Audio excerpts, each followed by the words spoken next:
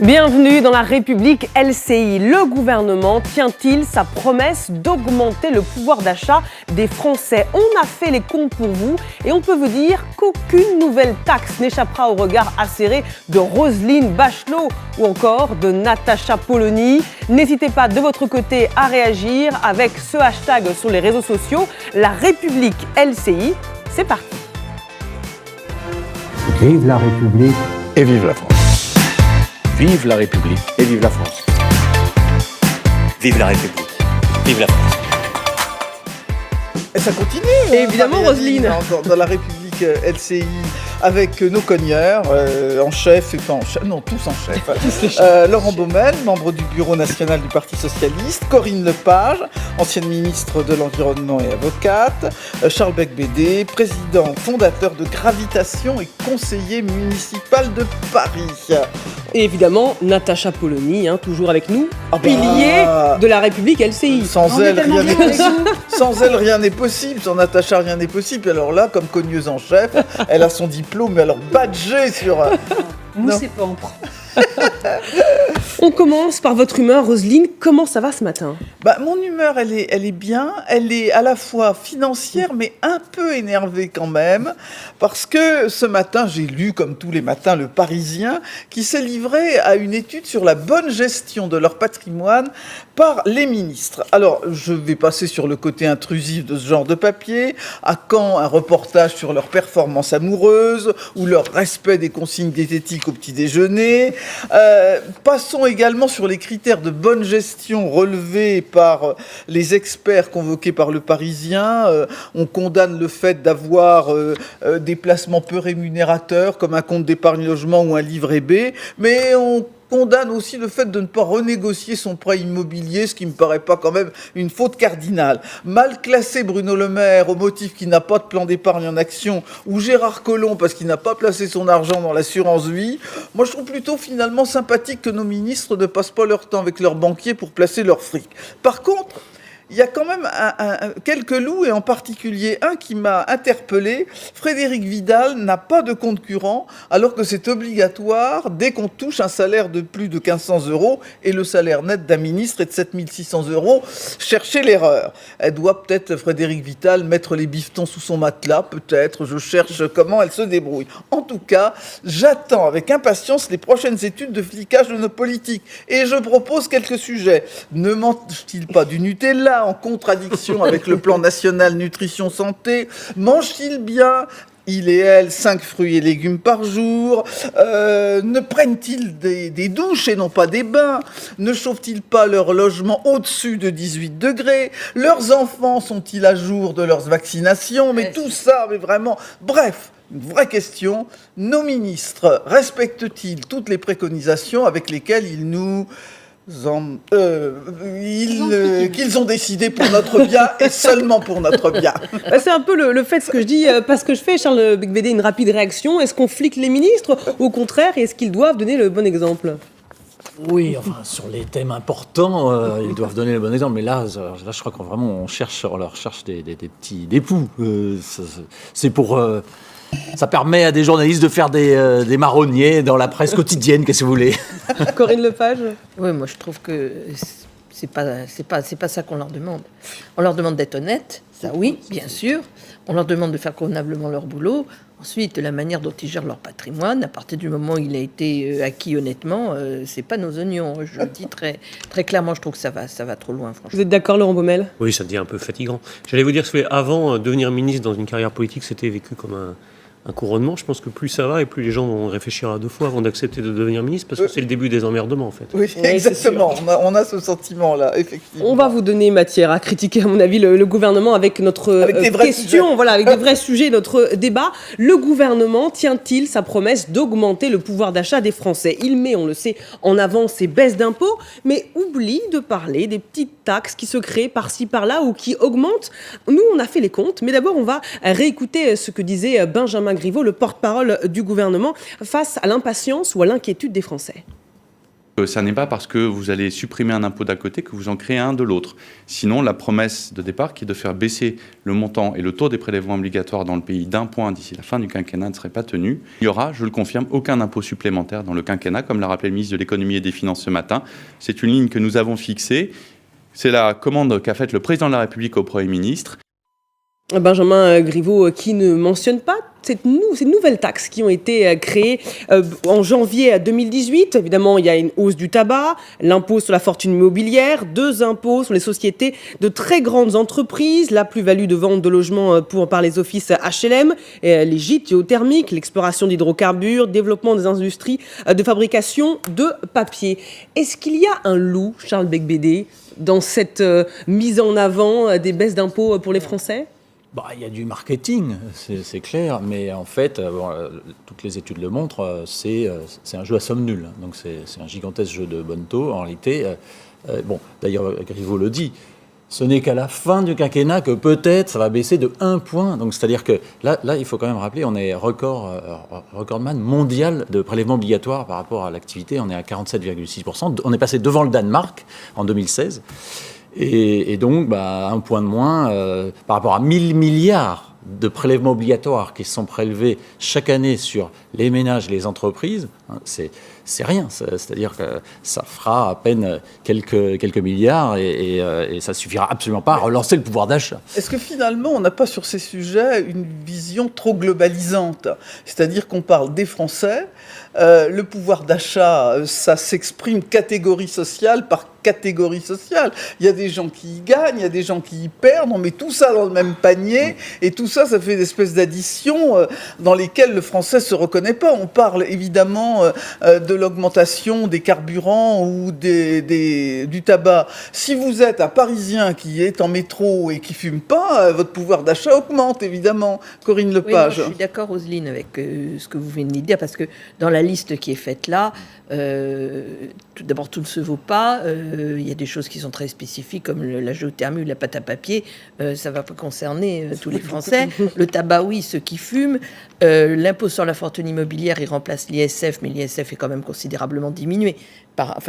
Pour les très gros patrimoines, mais pour ceux qui n'ont que de l'immobilier, en fait, il va augmenter, puisqu'on supprime la niche ISF-PME qui permettait de réduire son ISF. Donc, sur les petits riches, entre guillemets, les classes moyennes supérieures, ça va être un impôt de plus. Oui, on ne va pas faire pleurer dans les chaumières là-dessus. Et oui, mais ce sont ceux qui consomment, qui rénovent des résidences secondaires. Donc derrière, c'est de l'emploi, attention. Ceci étant, c'est vrai qu'on a des prélèvements obligatoires énormes pour un résultat qui est quand même pas exceptionnel. Quand vous voyez le nombre de gens dans la rue qui dorment, quand vous voyez la misère, quand vous voyez toutes les difficultés que rencontrent des millions et des millions de Français, moi je fais partie de ceux qui payent des impôts de manière considérable. Ça me fait mal au cœur. Je me dis franchement, c'est pas sous, quoi. Voilà, mais je pense qu'on est beaucoup à se faire ces réflexions-là.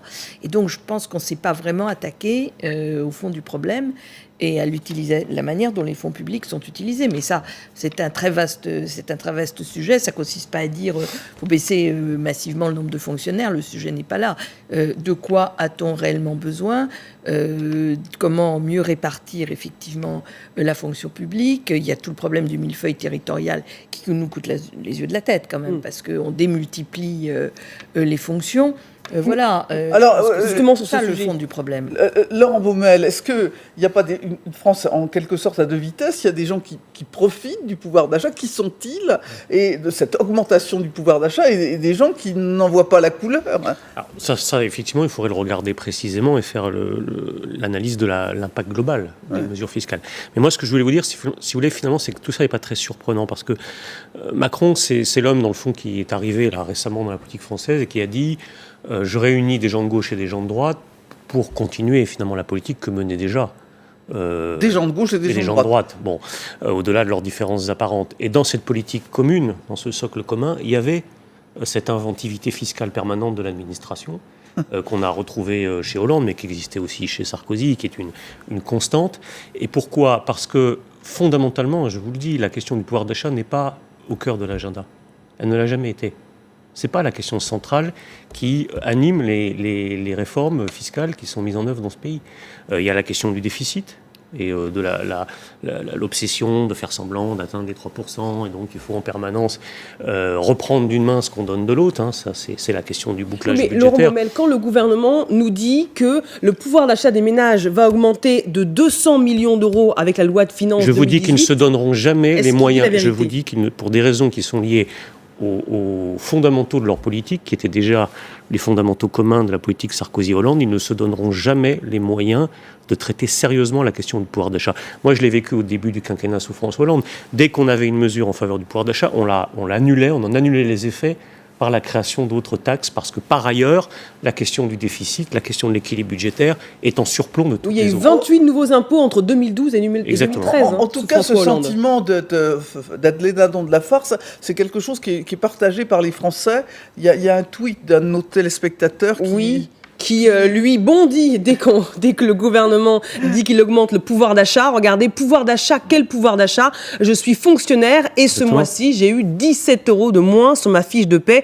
Augmentation, cotisation retraite, plus augmentation du gazole, pas de bus en Creuse, hein, donc c'est là où, à mon avis, cet internaute habite, plus augmentation du gaz, que je suis riche. Il n'a pas encore enregistré la baisse de la taxe d'habitation. Natacha Polony. Je pense qu'il faut distinguer les sujets. Ils sont d'une importance égale. Il y a la question de savoir, en effet, comment on fait pour redistribuer du pouvoir d'achat, c'est-à-dire à quoi servent les taxes, comment elles sont décidées et quels sont les impératifs, en effet, le fameux respect des 3%, le déficit. Donc ça, c'est un sujet. Savoir comment un gouvernement décide quelle est sa marge de manœuvre. Et il est vrai que depuis des années, on a décidé qu'on n'avait pas de marge de manœuvre.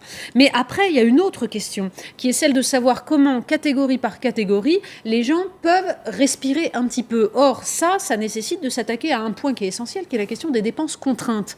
Pourquoi les Français ont-ils l'impression, à ce point-là, de n'avoir pas de pouvoir d'achat? Parce que la part des dépenses contraintes dans leurs dépenses a augmenté. C'est-à-dire que le logement, tant qu'on aura en France des logements qui coûtent aussi cher par rapport aux autres pays, on ne pourra pas distribuer de pouvoir d'achat, puisque c'est déjà entre la moitié et 2/3 de l'argent des Français qui part. Mais on arrivait quand même, Natacha, à des dépenses publiques d'un tel niveau sur le logement et que ça n'impacte pas le pouvoir d'achat des Français, c'est quand même un échec incroyable. C'est pas une question de dépenses publiques, mais une question qui mêle à la fois la politique publique, l'organisation économique, la répartition du territoire. Mais c'est une des dimensions. La question des dépenses d'énergie, pareil. C'est-à-dire que cette impression de n'avoir pas de pouvoir d'achat, elle vient du fait que les ordinateurs, les portables sont devenus aussi des dépenses qui sont considérées comme contraintes, comme indispensables, donc il ne reste plus rien pour la petite marge. Du coup, on rogne sur les dépenses de nourriture qui devraient être pourtant des dépenses fondamentales parce que ça joue sur la santé, sur le bien-être. Donc il y a aussi une réflexion à mener sur le modèle global avant de dire si on gagne ou non du pouvoir d'achat, parce qu'en plus ça dépend des catégories. Il n'y a pas aussi, quand on regarde l'évolution du pouvoir d'achat dans les dernières années, on se rend compte que par exemple le pouvoir d'achat des salariés a augmenté, et qu'en particulier le CICE a globalement profité aux augmentations de salaire, Laurent Baumel, et que par contre, il y a des gens qui ont véritablement perdu, que la richesse, elle est allée vers les mêmes. Alors, l'étude dont vous parlez, là, je la connais pas. Moi, je n'ai pas eu le sentiment que le CICE avait alimenté massivement une politique de redistribution. Augmentation globale sur les 20 dernières années, 3,5% par an. De l'augmentation des revenus des salariés. Oui, la France est un des pays qui a continué à et même sans doute, je crois, le seul pays qui a continué à augmenter les salaires malgré la crise, malgré ce qui est plutôt... Oui, mais enfin, je pense quand même que, comme on dit, le partage de la valeur ajoutée, c'est-à-dire ce qui revient à la rémunération du capital sous toutes ses formes et ce qui revient à la rémunération du travail a continué de se déformer. Bien sûr. Pardon, désolé, je ne peux pas laisser dire ça parce que c'est quand même le sentiment. Mais non, parce que là, je connais très bien ces chiffres de l'INSEE, le partage de la valeur ajoutée. Donc, si on prend l'excédent brut d'exploitation de toutes les entreprises de France, en excluant les banques et les sociétés financières, on est à peu près on a un taux de marge de 28%. Là, les gars, vous devenez un peu techno. 27-28%, non mais pardon. Et c'était... c'était 40%. Donc ça n'a fait que se dégrader depuis 30 ans. Donc, Oui, mais là alors, aussi, pardon. ça dépend pour qui, Charles. Moi, je veux revenir au concret, le panier de la ménagère. En tout cas, oui, Quand on pousse son caddie, est-ce que vraiment, avec la politique de Macron, on va vivre mieux? Moi, c'est ça qui m'intéresse. Si vous voulez, encore une fois, si vous voulez, en tant que gouvernement, résoudre ou apporter des améliorations sur la question du pouvoir d'achat de la ménagère, des salariés modestes, des employés, voilà, vous avez deux possibilités. Ou bien vous entrez dans la mécanique interne de l'entreprise, vous avez une possibilité de faire advenir des augmentations salariales massives. Ça pose évidemment des questions de compétitivité, ça pose des questions de négociation sociale, etc. Ou bien vous avez effectivement le levier de l'impôt. Mais si vous utilisez le levier de l'impôt, il faut l'utiliser sérieusement.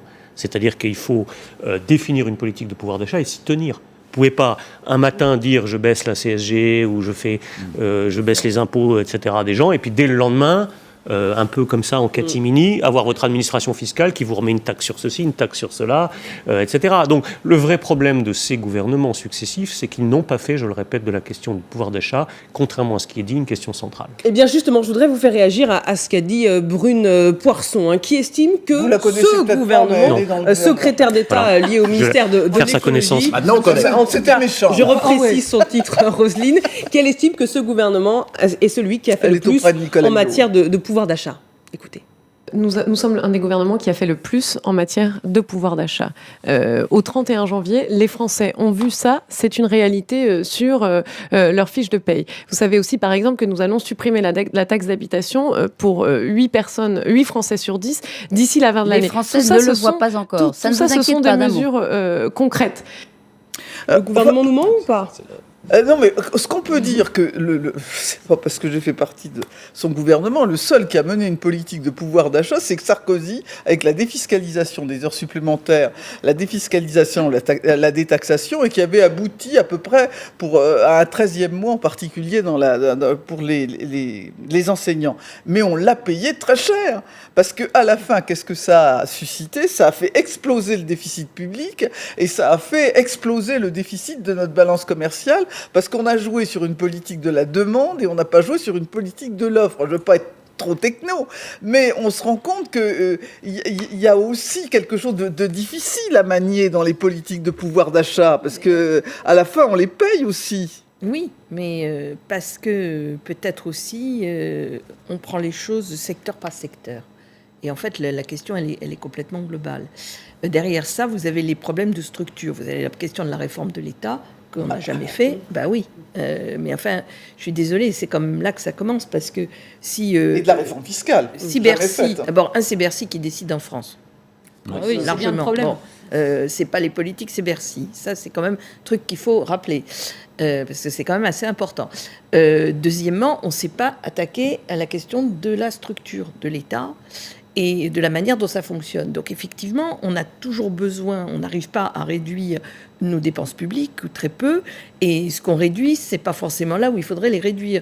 L'état de nos hôpitaux, l'état de nos prisons, l'état des EHPAD, de la justice, c'est une catastrophe. Je veux dire, un pays qui dépense autant en fonds publics pour arriver à un système, un fonctionnement des services publics de cette nature, il y a quand même un dysfonctionnement majeur. Corinne Lepage, vous dites le gouvernement devrait repenser globalement plutôt peut-être que de donner des cadeaux fiscaux. Est-ce qu'on a les moyens de supprimer la taxe d'habitation pour 80% des ménages ? C'est un engagement. Ça va coûter plus de 8 milliards d'euros. Oui, d'abord, il y avait déjà 30% des ménages qui ne la payaient pas. Hein. Donc, ils n'ont pas supprimé la taxe d'habitation pour 8 Français sur 10, mais pour 5 sur 10, puisqu'il y en avait déjà 3 sur 10 qui ne la payaient pas. Bon, c'est une façon de présenter les choses, c'est beaucoup plus sympathique. C'est très bien. Ce qui se fait quand même au détriment des classes moyennes supérieures, encore une fois, pardon d'insister, qui ont déjà subi la mise sous condition des allocations familiales et toute une série d'autres mesures dont je parlais de l'IFI tout à l'heure. Donc attention. Les classes moyennes supérieures ou les classes moyennes qui vont continuer à payer la taxe d'habitation. Donc quelque part, ça accroît la progressivité de l'impôt dans notre pays qui était déjà très élevée. Donc ce n'est pas très souhaitable. Elle n'est pas très élevée, justement. C'est un des problèmes. Non. Alors, moi, je suis pour la flat tax. Alors, vous savez, moi, c'est 40% sur tout le monde. Non, mais d'accord, mais sans être trop techno, Roselyne, quand vous regardez la TVA, la CSG qui pour le moment est proportionnelle, oui, mais proportionnelle. Heureusement. Vous voulez la faire progressive, j'imagine. Donc vous avez la CSG, c'est un impôt qui est beaucoup plus important que l'impôt sur le revenu. Tout le monde est obsédé par l'impôt sur le revenu, mais en proportion de ce que les gens payent globalement sur une année, évidemment la CSG c'est prélevé à la source, donc c'est $1. Enfin, ça se voit pas trop. La CSG, vous dites c'est $1 ? Ça se voit pas trop, c'est prélevé à la source aujourd'hui pour les salariés. Oui, mais pour les retraités, ça sera différent. Soit, mais quand vous regardez globalement le poids des impôts proportionnels à la CSG, voire anti-progressif, dégressif, la TVA, vous avez une fiscalité... bien sûr, puisque la TVA, puisque vous payez le même pourcentage sur un produit, ça bénéficie relativement plus à des gens riches qu'à des gens pauvres. Donc globalement, si c'est de la consommation différée. Les sont tous à des taux réduits. Les taux réduits, enfin, par définition, tout le monde en a besoin. Donc à l'arrivée, si vous voulez, vous avez un système fiscal français qui n'est pas progressif. Il n'est pas progressif. On va pas être d'accord. Il y a des taux marginaux qui peuvent être, très violents pour les très hauts revenus, ça c'est vrai, mais globalement, trop d'impôts, vous avez un taux moyen d'imposition. Si vous cumulez tout, vous avez, c'est pas une question de droite ou de gauche, c'est un fait objectif. Quand vous avez un taux moyen d'imposition quand vous cumulez tout, qui fait que l'impôt français n'est pas progressif un siècle après l'introduction de l'impôt sur le revenu. Donc en réalité, si on voulait faire de la fiscalité, mais la vraie question, c'est est-ce qu'on veut le faire ? Est-ce qu'on veut le faire ? C'est pas certain. C'est pas certain, et c'est même certain que c'est pas l'optique de Bercy. Mais si on voulait faire de l'impôt un instrument de redistribution sociale entre les gens plus aisés et les gens plus modestes, il faudrait faire une réforme fiscale de très grande ampleur. Alors, et notre système, il est extrêmement mal positionné pour pouvoir faire cette réforme. Trop de niches, trop d'impôts indirects. Et surtout, on part au départ avec un consensus sur le poids de la TVA dans notre système fiscal, qui fait que de toute façon, ce qu'il faut rattraper pour le rendre progressif est colossal. Alors, je peux répondre. Oui, bien sûr. Il est évidemment extrêmement progressif, puis il va être dégressif, en effet, pour les très très hauts revenus qui savent utiliser les niches fiscales et optimiser. Par ailleurs, c'est vrai. Il est donc monstrueusement injuste, cet impôt, et il se collecte mal. Et il génère de l'insatisfaction, et il vaudrait mieux, ce que font un certain nombre de grandes démocraties, aller vers un impôt flat, forfaitaire, qui diminue cette injustice, où, encore une fois, les très hauts revenus profitent mieux que les classes moyennes. Vous voulez, en effet, vous pointez du doigt une chose, c'est que ce sont ce que vous appelez en effet les classes moyennes supérieures qui payent beaucoup sur certains impôts. Mais le problème, c'est toute la marge au-dessus, c'est-à-dire les très riches, qui y échappent. Oui. Et si vous regardez les États-Unis, par exemple, jusqu'aux années 70, vous aviez 90% d'impôts sur les classes les plus élevées. Mais parce qu'on était en économie fermée. Donc, à partir du moment où vous êtes obligé de dire à ceux qui peuvent s'enfuir, écoutez, excusez-nous, mais si vous voulez bien, on va être gentil avec vous, mais revenez, c'est sûr que vous vous interdisez une véritable progressivité. Ça, c'est le premier point. Mais deuxième point, à partir du moment, vous disiez, Roselyne, tout à l'heure, on a fait une politique avec Nicolas Sarkozy de la demande, et du coup, on a augmenté le déficit. Mais bien sûr, parce que opposer une politique de l'offre et une politique de la demande me semble, pour ma part, absolument aberrant. J'ai jamais compris pourquoi. Il faut faire à la fois une politique qui donne du pouvoir d'achat et en même temps une politique industrielle qui fait que ce pouvoir d'achat est utilisé pour faire vivre l'économie. Sinon, tout ce que vous avez redistribué s'enfuit dans des achats extérieurs. Qu'est-ce qu'ils pensent, nos téléspectateurs ? Alors, je voudrais...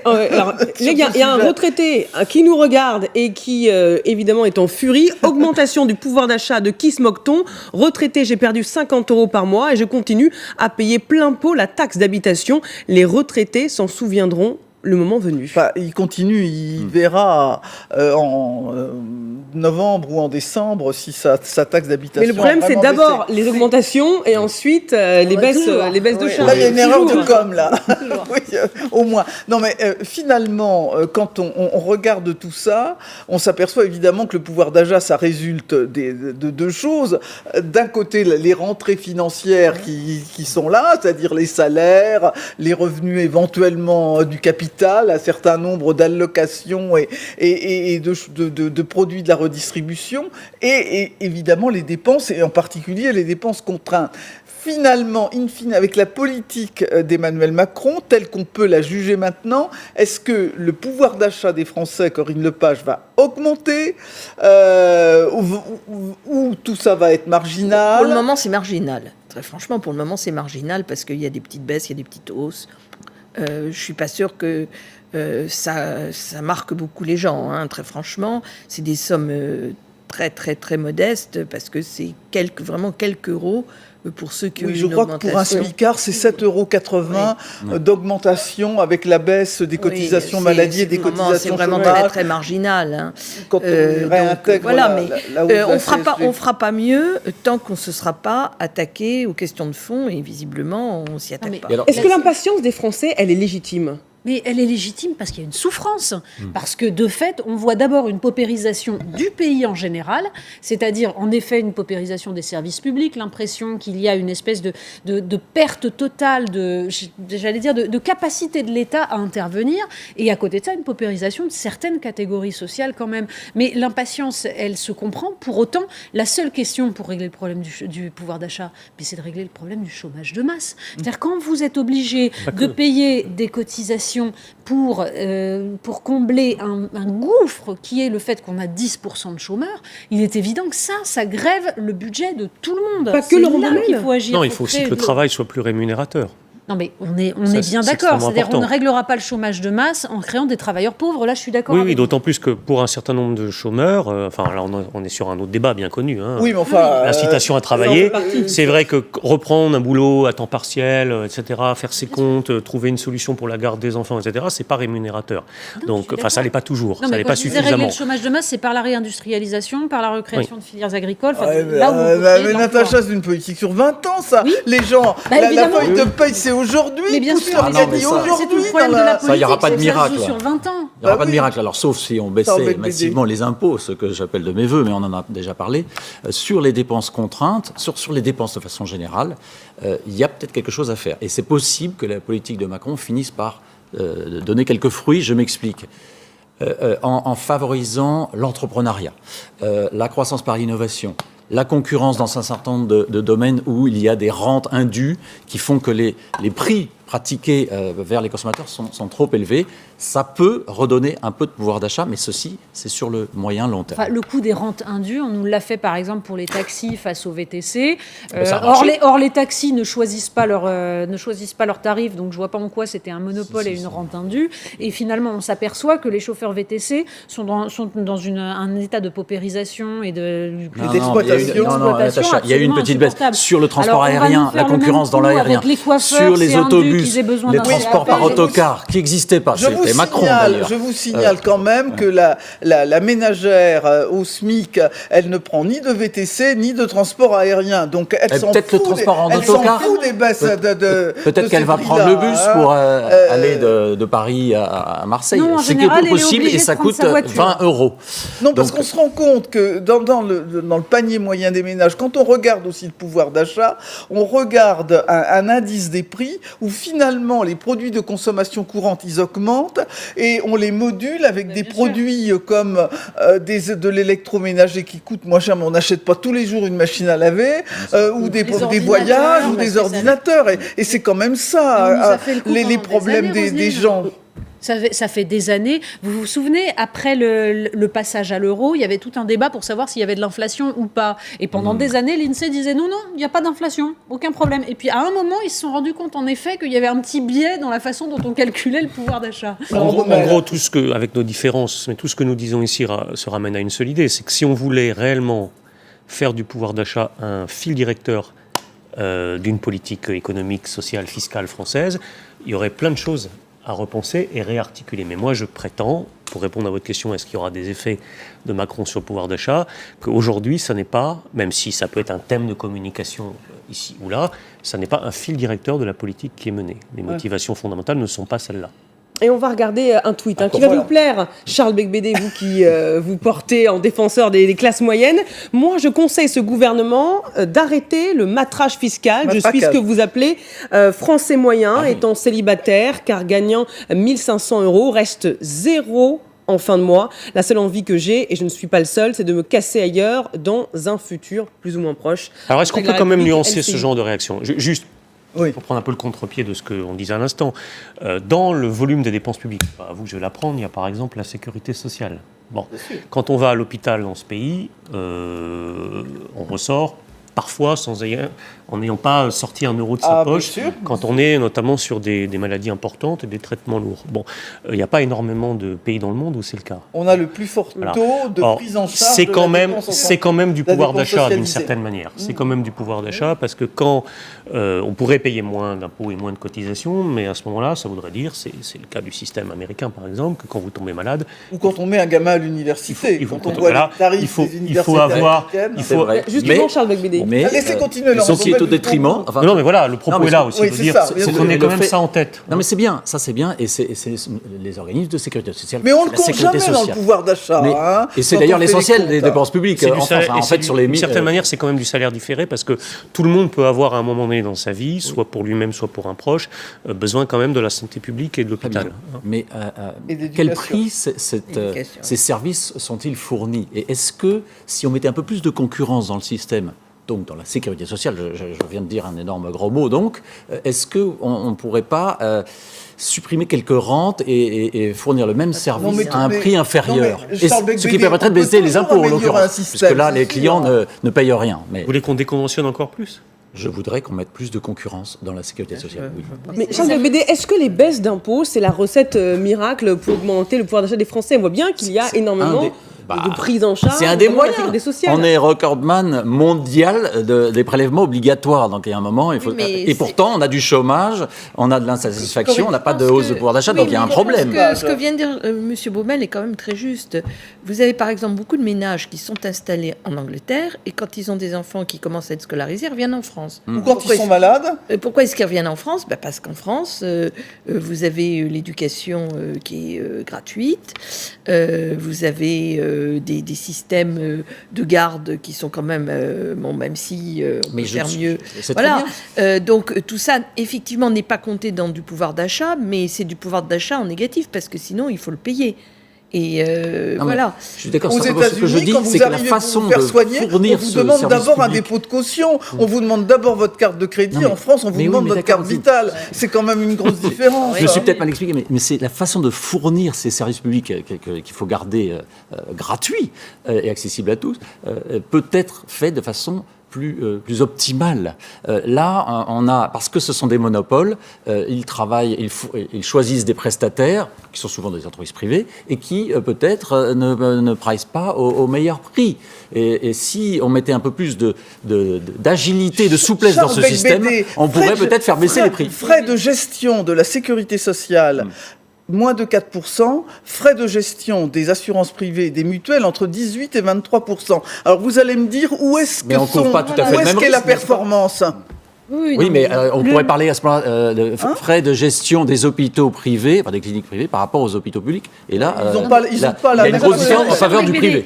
Qu'il faille réfléchir au bon usage des deniers publics et qu'il faille améliorer des choses, c'est une évidence. Je pense que personne ici ne niera qu'il y a très certainement dans la gestion de tous les services de l'État moyen de trouver de l'argent. Nous constatons tous, en effet, que l'État a des dépenses publiques extrêmement importantes et qu'à la fin, on s'aperçoit qu'il y a une déperdition absolument terrifiante. Donc, il doit y avoir moyen, et encore une fois, je pense que dans les collectivités territoriales notamment, il doit y avoir moyen de gratouiller. Bon, voilà. Pour autant, est-ce que c'est par la mise en concurrence que vous allez, par miracle, tout à coup faire surgir des bonnes pratiques? Je ne suis pas certaine. Et surtout, la question est de savoir ensuite si, de toute façon, ça va améliorer la perception que nos téléspectateurs, là, ont de leur pouvoir d'achat, puisqu'on est en train de parler de ça. La question, c'est de savoir comment ils vont pouvoir avoir l'impression qu'ils ont une partie de leur budget sur lequel ils peuvent décider quelque chose. Et pour l'instant, le problème, c'est qu'il y a des contraintes absolument partout et qu'ils ont l'impression qu'ils n'ont aucun choix, qu'ils n'ont pas de marge. Corinne Lepage, quelle est pour vous la mesure urgente qui est à prendre par Emmanuel Macron et par le gouvernement et qu'il ne prend pas actuellement pour améliorer le pouvoir d'achat des Français? C'est une question qui est pas simple. Et c'est pour ça que je vous la pose. Et je vais faire le tour de table. C'est une question qui n'est pas simple parce que il faut avoir une vue d'ensemble des questions. Très franchement, la réforme fiscale, réindustrialisation je pense du pays. que tout ce qui est, je pense que tout ce qui est l'entrepreneuriat, la réindustrialisation, l'innovation, l'aide à la création d'entreprises, l'aide aux start-up, le financement de projets. Le tiers payeur, par exemple, pour tout ce qui est énergétique local, là où il y a une masse fantastique de développement économique et d'emploi à créer. Je pense que tout ça va évidemment dans la très bonne direction. Les solutions de fond je pense que c'est très important. Deuxièmement, il faut, c'est très difficile à faire, mais il faut refaire une réforme complète de l'État. Vous avez été ministre comme moi, vous savez comment ça se passe. Très franchement, autant il y a des besoins criants dans un certain nombre de secteurs, autant il y a des domaines dans lesquels on a une flopée de gens dont on pense qu'ils seraient mieux employés dans d'autres secteurs. Oui, donc ça gentiment. Hein. Oui, c'était très gentiment dit. Ça. Laurent Baumel, même question. Alors bon, moi je rêverais, d'ailleurs j'avais beaucoup défendu cette idée dans le quinquennat précédent d'une vraie grande réforme fiscale avec une CSG progressive, etc. Mais je ne vais pas le proposer à Emmanuel Macron puisque ça n'a absolument aucune chance. Non mais je pose la question de manière intellectuelle. Non, s'il voulait s'attaquer à cette question du pouvoir d'achat... Le Parti socialiste revient au pouvoir. Oui, sans doute. Bon, alors moi c'est ça que je défendrais. Mais si on voulait s'attaquer au pouvoir d'achat de façon urgente, immédiate, en cohérence avec ce que j'ai dit tout à l'heure, c'est-à-dire en intégrant la question des services publics gratuits dans le pouvoir d'achat, je pense qu'il n'y a rien de plus urgent aujourd'hui que d'augmenter les dotations budgétaires à l'hôpital public. Et comment vous le financez ? Il faut accepter de faire un peu de déficit, je suis désolé. Hein. Mais si vous voulez, quand vous faites un petit peu de déficit, on peut aussi se souvenir que ça peut produire de la croissance et que cette croissance produit des recettes et que ces recettes reviennent dans le budget. Non, mais je sais que ça fait 30 ans qu'on a éradiqué... Ça fait 30 ans qu'on s'évertue à éradiquer ce raisonnement qui a été pourtant, si vous voulez, un raisonnement central dans la conduite des politiques économiques pendant des décennies et qui a montré que ça fonctionnait. Bon, on est dans une période historique avec une idéologie surplombante qui a mis dans la tête de tout le monde que le déficit ne produit pas de croissance et que la croissance ne produit pas de recettes fiscales. Mais je pense, moi, le contraire. Donc je pense qu'on peut parfaitement avoir un déficit transitoire qui, parce qu'il contribue à donner du pouvoir d'achat à des gens qui consomment, permet ensuite de réduire les déficits. Investir dans le système de santé. C'est marrant, on va se rejoindre. Bon, d'abord, je redis de la croissance par l'innovation, plus de concurrence, mais ça, c'est un effet à long terme. Et puis, je reviens sur les impôts. France recordman mondial de prélèvements obligatoires. Et donc, il faudrait, et là, c'est pour ça que je rejoins ce que disait Laurent Baumel, en effet, moi, je pense que Macron a raté une occasion sitôt élu. Il s'est fait convoquer à Berlin par Merkel qui lui a dit kein déficit. Et il aurait dû dire, oui, j'ai besoin de déficit parce que j'ai besoin de redonner des marges de manœuvre aux entreprises dont la rentabilité est trop basse pour pouvoir ensuite avoir de la croissance et donc des recettes fiscales. Puisqu'on parlait de niche fiscale, on va aller dans un pays de niche fiscale, dans une région de niche fiscale, la Corse.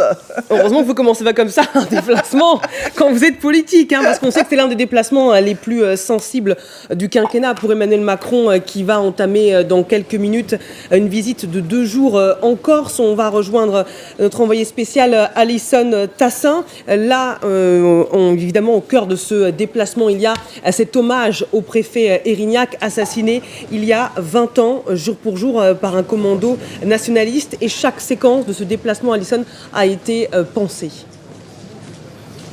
Oui, c'est une première séquence où il faut se souvenir de son importance puisqu'il y a 20 ans, le 6 février 1998, le préfet Érignac était assassiné dans cette petite rue d'Ajaccio, à bout portant, par un commando nationaliste. Et effectivement, il faut se souvenir de l'effroi qui avait parcouru l'île à l'époque, mais aussi toute la France, car c'est non seulement l'homme qui était visé, mais l'État également. Et d'ailleurs, ici, tous les Corses se souviennent de cette époque, ce qu'on avait pu rencontrer. Personne n'a oublié le premier assassinat de préfet depuis Jean Moulin. C'est donc une cérémonie qui va se dérouler ici d'ici quelques minutes avec notamment la présence de la veuve Érignac, la femme de Claude Érignac, qui va dire quelques mots tout à l'heure. C'est la première fois qu'elle revient sur l'île de Beauté depuis le drame. Elle va dire quelques mots juste avant le président de la République. Et puis cette place auprès de laquelle a été assassiné Claude Érignac va porter son nom. C'est aussi cette plaque de rue qui va être dévoilée dévoilée d'ici quelques minutes. Une cérémonie évidemment d'importance.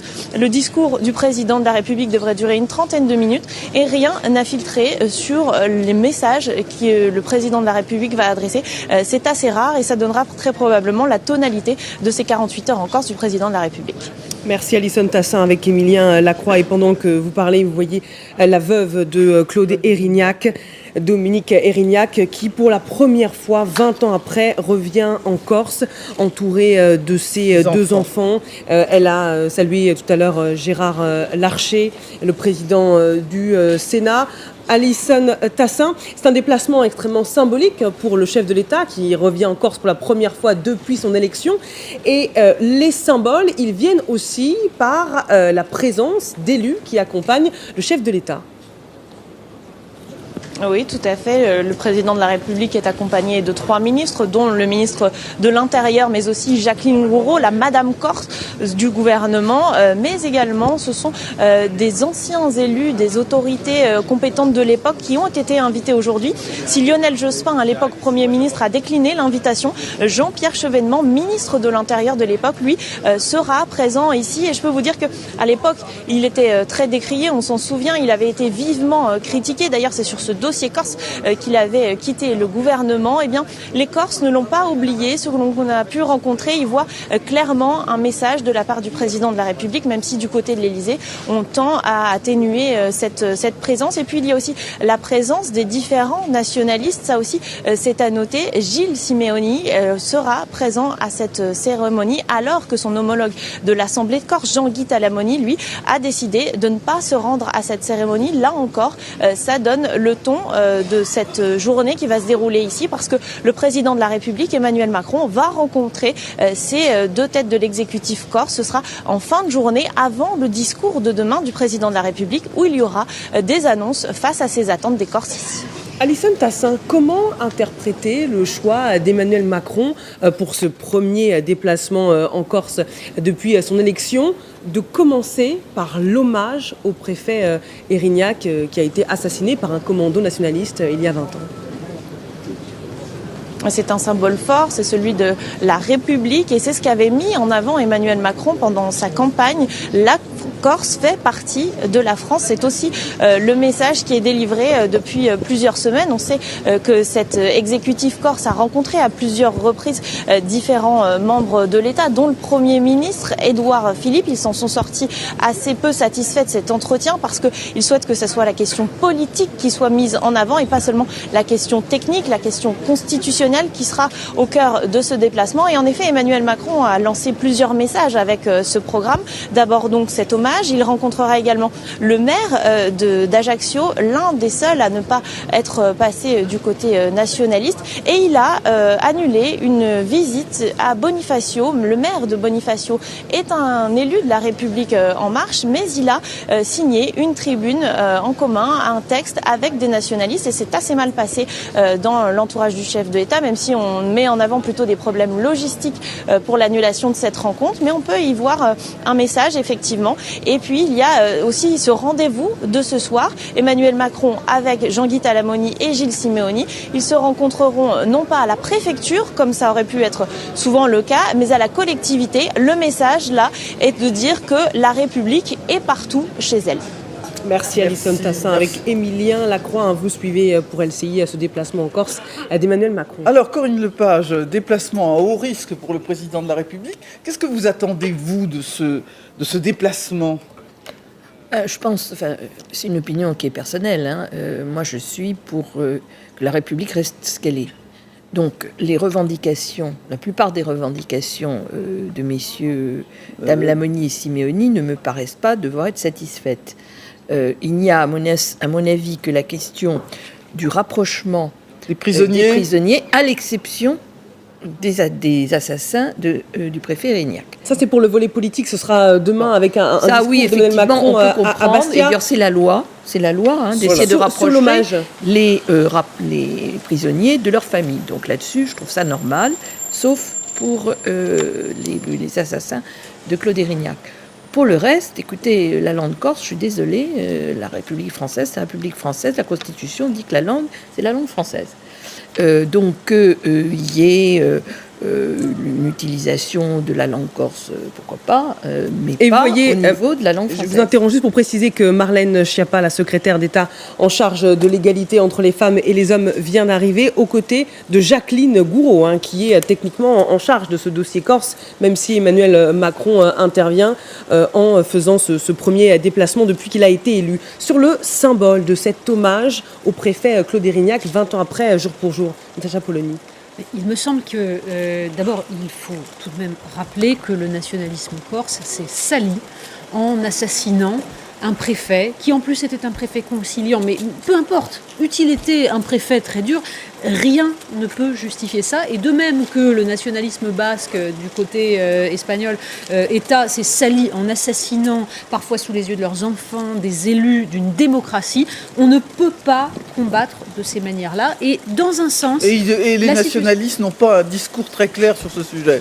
Mais c'est tout le problème du discours sur la violence, la violence politique au sens large, c'est tout le problème. Simplement, je pense que si aujourd'hui la Corse est dans une situation où on peut commencer à discuter de façon intelligente et apaisée, il faut dire que c'est aussi parce que justement le nationalisme s'est décrédibilisé en et voilà Gérard Collomb que l'on voit. Et du coup aujourd'hui, d'autres choses sont possibles sans doute. Et là, il faut commencer à parler sur des bases intelligentes. Emmanuel Macron, pendant sa campagne, a parlé d'un nouveau pacte girondin, mais sans définir ce qu'il entendait par là. Et c'est bien le problème. Parce que pour ma part, je pense qu'il est nécessaire de discuter, de réfléchir à ça. Il y a des aspirations, pas seulement en Corse, et je ne pense pas qu'il y ait une spécificité magistrale de la Corse. Je pense qu'aujourd'hui, nous sommes dans un moment où il faut réfléchir à la façon dont la République peut respecter sa diversité. Polony, vous voyez l'arrivée de Jean-Pierre Chevènement, l'ancien ministre de l'Intérieur. Que vous aimez bien. J'ai eu des proximités et j'ai des proximités idéologiques. C'est toujours mieux quand on avoue ses fautes. Voilà, avant d'être journaliste, j'ai été candidate aux législatives pour Jean-Pierre Chevènement.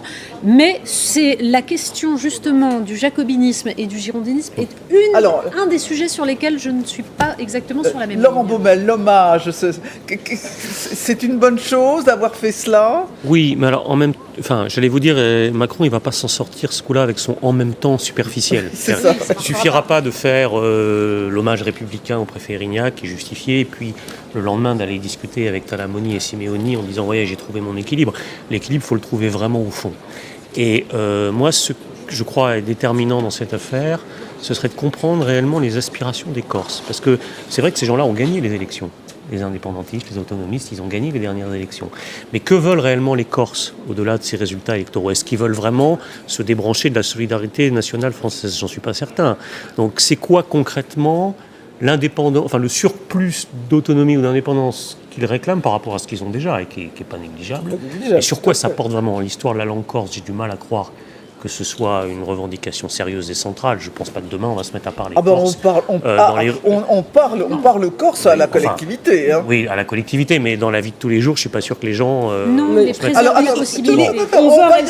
Alors, j'aimerais comprendre en fait sur quoi peuvent porter les compromis réels. Pour vous faire un point, il est 11h sur LCI, vous voyez ces images en direct d'Ajaccio en Corse. On attend dans les minutes qui viennent l'arrivée d'Emmanuel Macron. C'est son premier déplacement sur l'île depuis son élection. Il y a quelques minutes, vous l'avez vécu en direct sur LCI, pour la première fois, 20 ans après, jour pour jour après l'assassinat de son mari, Dominique Érignac revient sur l'île pour cet hommage, entouré de deux enfants. Voilà, merci.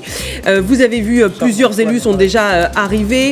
Marlène Schiappa, la secrétaire d'État en charge de l'égalité entre les femmes et les hommes, et puis parmi dans le cortège présidentiel, évidemment, Jean-Pierre Chevènement, l'ancien ministre de l'Intérieur. Cette venue sera évidemment très commentée. Alison Tassin, vous êtes toujours sur place pour LCI. On attend donc l'arrivée du chef de l'État.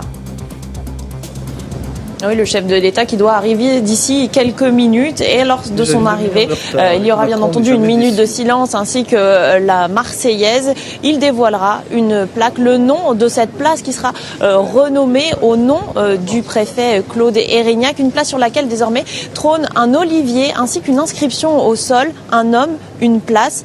C'est cette inscription tout à l'heure qui sera aussi dévoilée, la plaque qui sera dévoilée en présence de la veuve Érignac. C'est la première fois qu'elle revient sur l'île l'île de Beauté depuis l'assassinat de son mari. Elle est accompagnée de ses enfants. Elle est arrivée il y a quelques minutes et elle prononcera également quelques mots avant le président de la République qui, lui, doit prononcer un discours d'environ une demi-heure. Effectivement, c'est un symbole assez fort, une journée hommage importante 20 ans après l'assassinat du préfet Erignac. On se souvient de l'effroi qui avait pu parcourir l'île de Beauté dans cette petite rue d'Ajaccio, mais aussi dans toute la France, car à travers l'assassinat de cet homme par un commando, d'un nationaliste, des tirs à bout portant, mais également dans le dos, eh bien, c'était toute la France, la République qui était touchée. On se souvient aussi de la mobilisation de l'État à l'époque. C'est donc de cela qu'il va être question aujourd'hui à travers ce message que va délivrer le président de la République avant de poursuivre son séjour en Corse pendant 2 jours.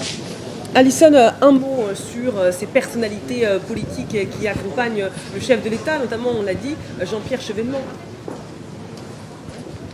Oui, Jean-Pierre Chevènement, ministre de l'Intérieur de l'époque. On se souvient effectivement que le gouvernement avait voulu intervenir vite et Jean-Pierre Chevènement avait notamment été assez critiqué parce qu'il y a eu beaucoup d'arrestations à la suite de cet assassinat, beaucoup de fausses pistes. Il y a un dossier, le dossier des 1337, qui a été des centaines d'agriculteurs notamment qui ont été emprisonnés et ce dossier n'a été clos qu'il y a 2 ans. Un avocat a réussi à obtenir notamment la libération de personnes qui étaient détenues depuis 18 ans et qui ont été innocentées dans cette affaire. C'est dire le climat qui régnait sur l'île après. Et ça, les Corses en ont gardé un souvenir assez fort, assez marquant. Des Corses que nous avons pu rencontrer nous disaient que la présence de Jean-Pierre Chevènement, pour eux, était un symbole assez négatif dans ce déplacement du président de la République. Merci Alison Tassin avec Émilien Lacroix. Cérémonie très émouvante, assassinat d'un préfet, c'est quelque chose de très lourd, de très grave. Votre sentiment, Corinne Lepage? Moi, j'ai eu la chance de connaître Claude Erignac, que j'ai rencontré quand j'étais ministre. Il était à l'époque préfet des Yvelines. Et j'ai gardé le souvenir d'un homme très attachant. D'une grande qualité. Très grande qualité. Et je pense que ça a été un vrai bouleversement pour nous tous lorsqu'il a été assassiné, parce que il y avait le symbole et puis il y a l'homme. Moi, je veux bien entendre certains dire, j'entendais ça à la radio ce matin, c'est pas l'homme qu'on a touché, c'est l'État. Ben non, je suis désolée, c'est un homme qu'ils ont tué. Et c'est une famille qu'ils ont... C'est l'argument des terroristes, oui, d'ailleurs, des djihadistes. C'est pas acceptable. Donc voilà, je pense que c'est quelque chose qui a marqué profondément notre histoire. Et c'est, vous le disiez tout à l'heure, en plus, c'est la commentatrice qui disait ça, c'était un homme qui était là pour trouver des solutions. C'était quelqu'un qui était ouvert à la conciliation, ouvert au débat.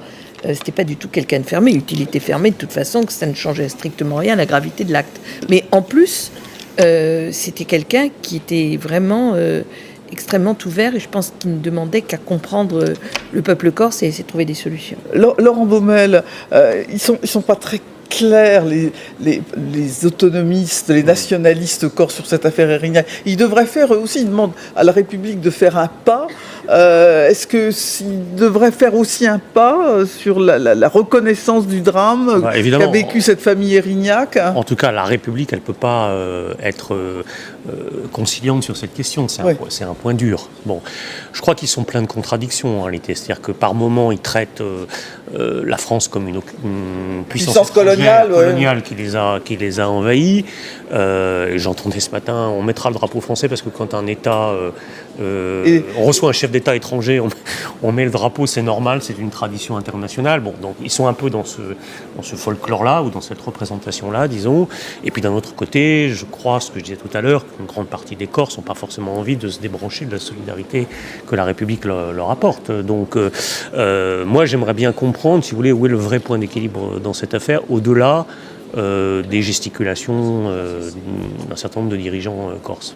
Charles Becbédé. Non, mais juste, on va voir ce qui va se passer ce soir, demain, mais il va peut-être y avoir un petit peu de souplesse apportée au mécanisme institutionnel franco-corse. Mais il était très important et sage de rendre hommage au préfet Erignac 20 ans après son assassinat. Et donc je comprends très bien que le président Macron commence par cela.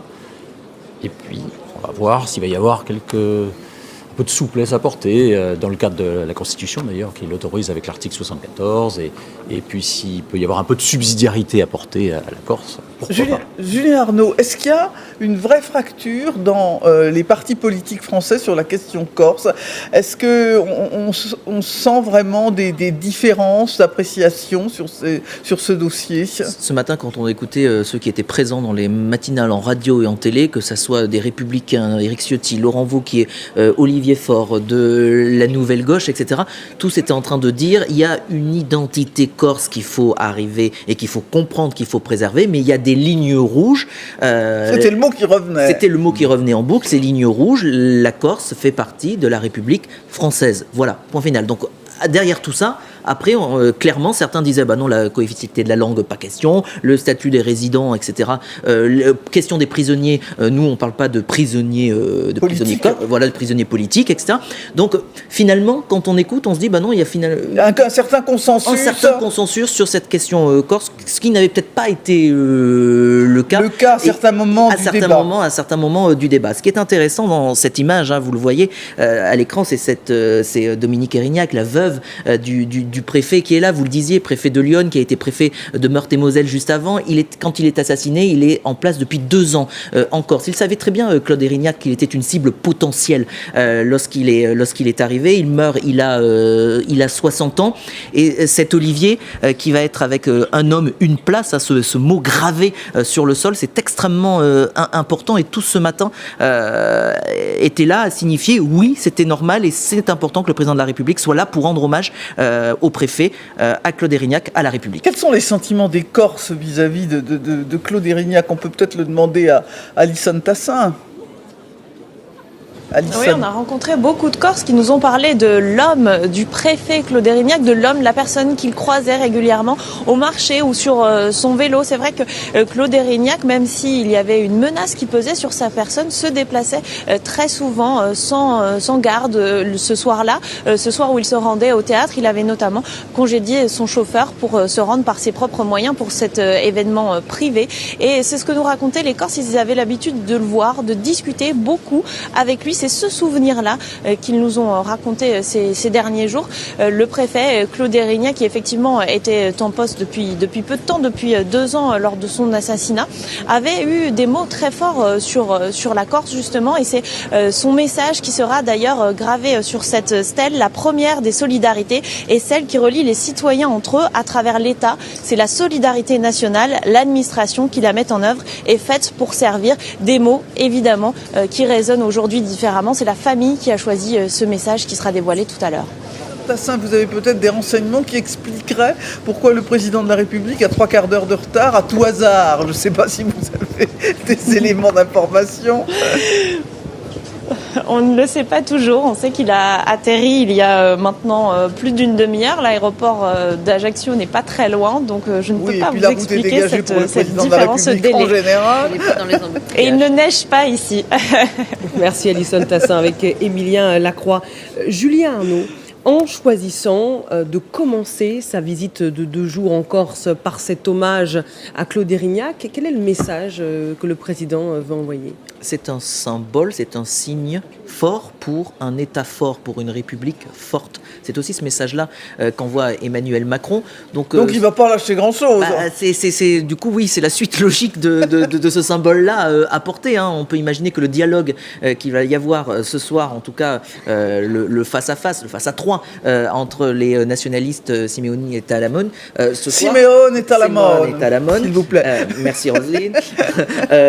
Oui, on peut... Il y a une tension, elle est là. Ce déplacement est placé sous tension, on ne cesse de le répéter, mais c'est vrai. Et surtout avec ce symbole. Alors, Gilles Simeone sera présent lors de l'hommage qui sera rendu donc, au préfet Claude Erignac dans quelques instants, mais pas Jean-Guy Talamone, lui ne sera pas présent. Donc, on voit déjà aussi cette différence entre les autonomistes et les indépendantistes. Voilà, donc oui, c'est compliqué, mais ce message est très fort et très clair de la part du chef de l'État. C'est la première fois qu'un président de la République vient rendre comme ça hommage au préfet. En rappelant quand même que M. Simeone était l'avocat d'Ivan Colonna, l'assassin du préfet Erignac.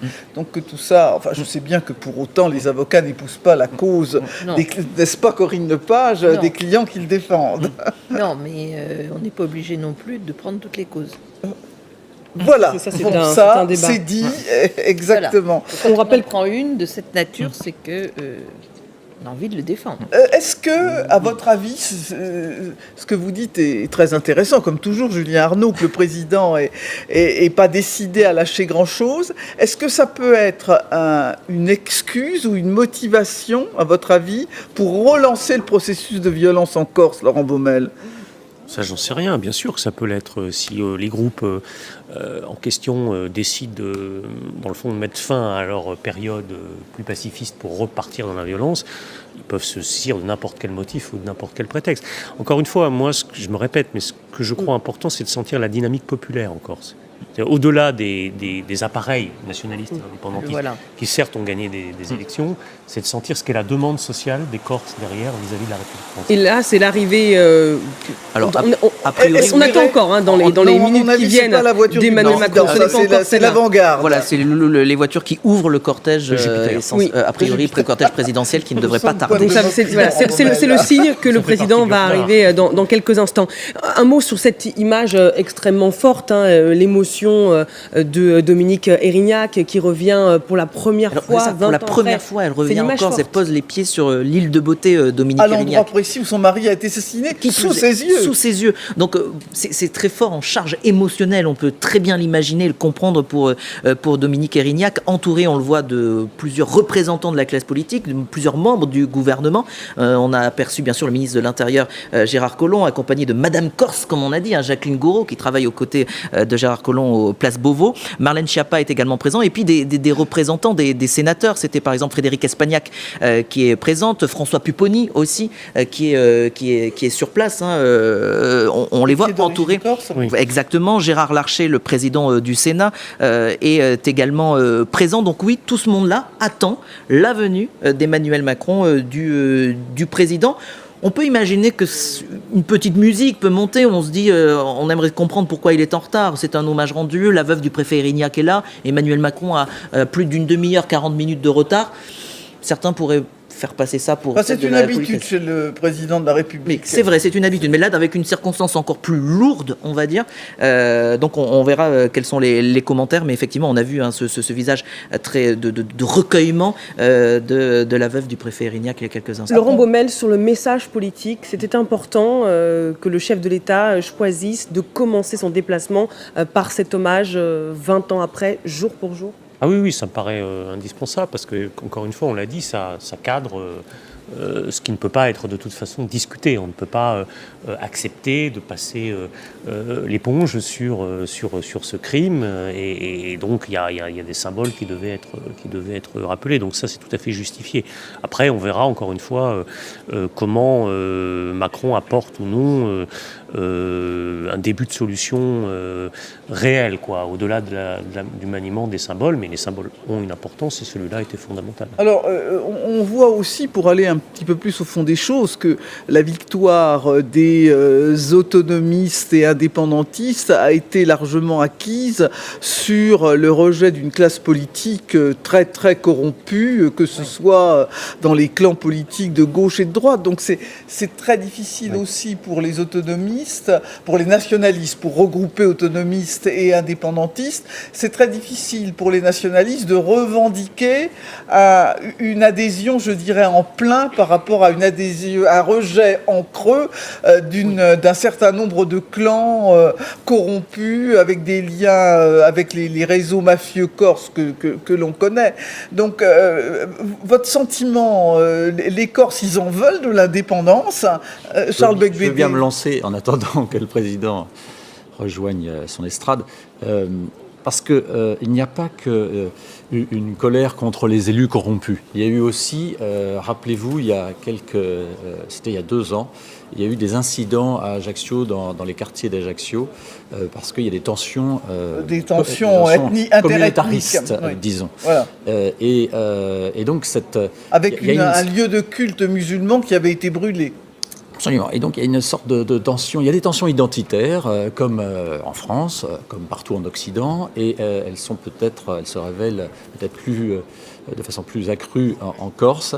Et dans l'élection qui a donné la majorité donc aux régionalistes et aux indépendantistes, il est possible qu'il y ait eu un peu de ça, donc un petit peu de cette perte d'identité, de cette insécurité culturelle qui se retrouve dans le scrutin. Donc c'est pas forcément, donc je confirme, ce n'est pas du tout une volonté forte d'indépendance qui l'a emporté. Il faut rappeler d'ailleurs que les mouvements de violence en Corse ont été très étroitement corrélés avec l'arrivée de ce qu'on appelle les pieds noirs, les Français au moment de l'indépendance de l'Algérie, avec un certain nombre de gens qui se sont installés sur l'île, qui ont eu des terres, des exploitations agricoles, et qu'à ce moment-là, ça a suscité cette exaspération, Laurent Baumel. Oui, puisqu'on fait de l'histoire, on peut remonter encore plus loin. Le Corse le plus célèbre, dans le fond, c'est comme Napoléon Bonaparte.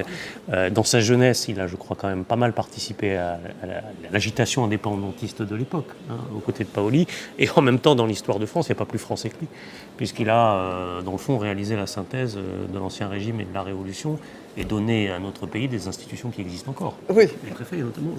Voilà, exactement. Voilà, donc, si vous voulez, l'ambivalence corse, elle est quand même, elle a des racines historiques très, très lointaines. Oui, je crois que les Corses ont des côtés très attachants. Je veux dire, un attachement à leur territoire, d'abord. Qui est quand même un des plus beaux endroits du monde. Magnifique. Il faut quand même le reconnaître et on peut le redire. C'est magnifique. C'est vrai qu'ils ont une tendance, quand une construction ne leur plaisait pas, à aller la faire sauter. Et donc à protéger leur littoral.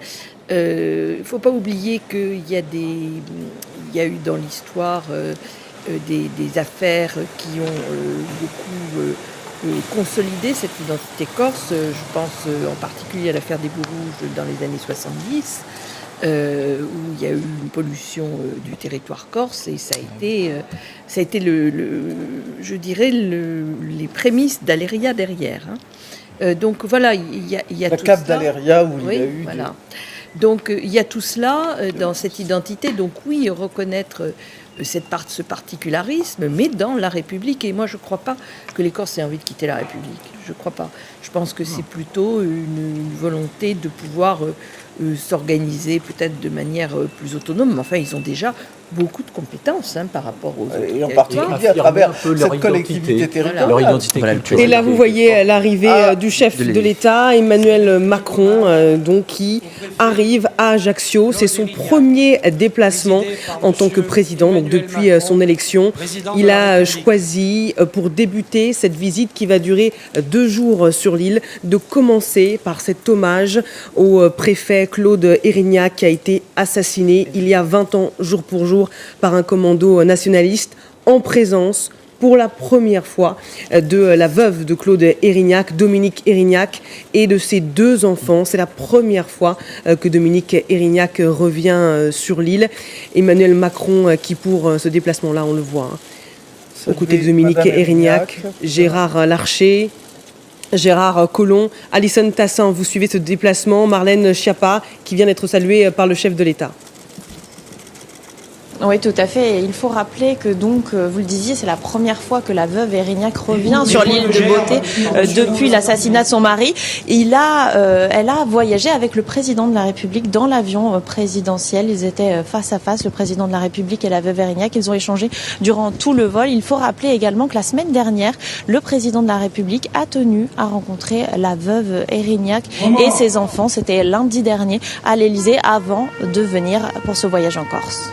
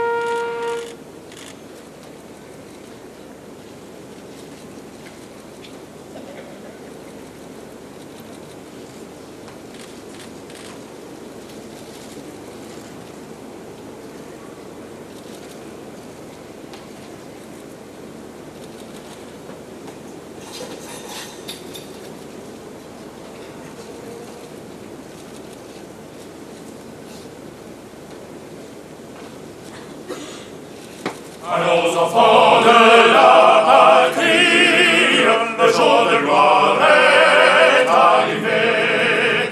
Contre nous de la tyrannie, l'étendard sanglant élevé, l'étendard sanglant élevé. Entendez-vous dans les campagnes, gire ces féroces soldats.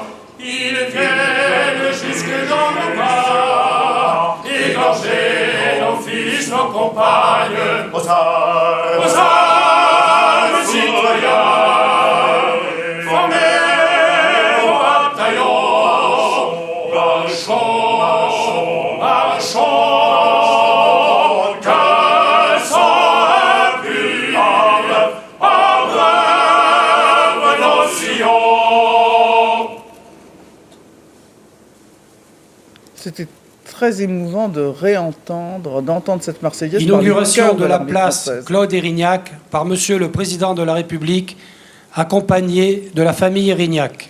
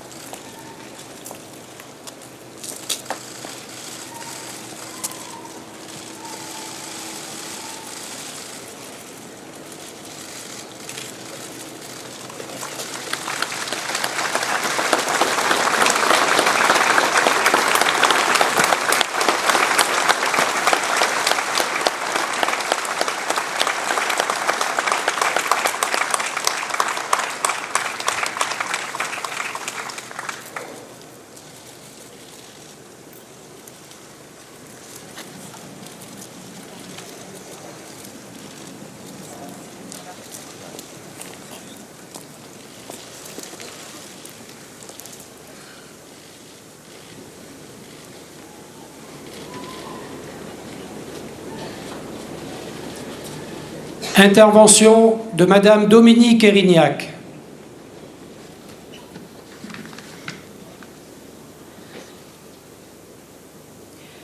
Monsieur le Président de la République, Mesdames, Messieurs les préfets, Mesdames, Messieurs, chers amis,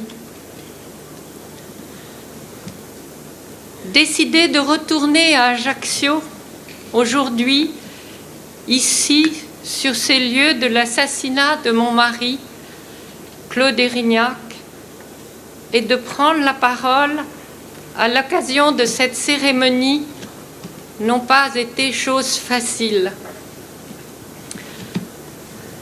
Je pensais ne jamais revenir sur ce lieu maudit où il y a 20 ans, jour pour jour, mon mari Claude Érignac était assassiné. Cet assassinat a été conduit par un commando terroriste de nationalistes corses de la plus lâche des manières. La nuit, par derrière, de 3 balles dans la tête, alors que Claude se rendait à un concert. 20 ans, c'est long, très long. Pendant ces 20 années, avec mes enfants, nous avons affronté cet assassinat qui est instantanément devenu une affaire d'État. Mais surtout, depuis 20 ans, il ne nous est permis de vivre qu'avec le souvenir de Claude, mon mari, de sa mort terrible et de son absence. Il ne nous reste que cela. C'est la peine sans fin à laquelle les terroristes qui ont assassiné mon mari nous ont condamnés tous les 3, mes enfants et moi. Dans ce contexte, pourquoi avons-nous décidé tous les 3 d'être ici? pour 3 raisons essentielles. Tout d'abord, cette place que nous inaugurons est un lieu de paix et de fraternité. Je l'ai voulu ainsi. C'est un lieu de mémoire symbolique, ouvert à tous et pour que l'on n'oublie jamais. Il est aujourd'hui à l'opposé de ce qui s'est passé il y a 20 ans. Cette place représente désormais la vie et une forme de tranquillité, mais surtout le souvenir. C'est extrêmement important de montrer que la vie l'emporte toujours, malgré ces drames, à l'endroit même où ces derniers se sont produits. Ce lieu et sa force symbolique auraient, je crois, plu à Claude, qui était un homme de dialogue et de paix. Ensuite, la République rend aujourd'hui hommage à l'un des siens. Claude, mon mari, qui était préfet de la République, avait voué sa vie au service des autres à travers le service de l'État. Il ne pourrait qu'être sensible à cet hommage. Nous sommes en tout cas, mes enfants et moi, très sensibles à votre présence, Monsieur le Président de la République, et à votre initiative. Il faut se souvenir qu'à travers Claude, mon mari, c'est la République que l'on a voulu toucher et abattre. Venir ici, montrer que la République existe et se souvient est un acte fort. Réaffirmer les valeurs de la République ici l'est encore plus. C'est surtout une manière de dire que la République n'oublie pas, que la République n'oubliera jamais ce qui s'est passé il y a 20 ans. Contrairement à ce que l'on peut entendre ou lire, c'est également attesté que la page n'est pas tournée. Comment pourrait-elle l'être d'ailleurs, alors qu'elle est tachée de sang? Je pense ici à une citation inscrite sur le mémorial juif de Nancy, que mon mari avait inscrite sur le carnet qu'il portait toujours sur lui. Oublier un crime est un crime. Aujourd'hui, nous n'oublions pas. Aujourd'hui, la République se souvient et n'oublie pas. J'espère surtout que la République ne faiblira jamais en Corse. J'espère que nous n'aurons jamais à dire « donner raison aux criminels est un crime ». Enfin, et surtout, venir ici, c'est se souvenir de l'homme, du mari, du père et pour certains d'entre vous, de l'ami. Claude était un homme qui aimait profondément la vie et les siens. Il en aimait toutes les facettes. Il avait un grand sens de l'État et accomplissait avec conviction et passion sa fonction de préfet. Œuvrer pour l'intérêt général de la France. Ici en Corse, comme n'importe où en France, il souhaitait vivre comme tout un chacun, comme il l'avait toujours fait. Ce lieu qui porte désormais son nom, place Claude Érignac, permet de marquer le souvenir de l'homme que nous aimions et qui a accompagné ma vie. Je ne veux pas parler plus longtemps, car il y aurait tant à dire sur ces 20 ans, sur Claude et sur son absence. Je me souviens des derniers mots qu'il m'a dit en me déposant ici il y a 20 ans. À tout de suite. Ces paroles résonnent encore en moi.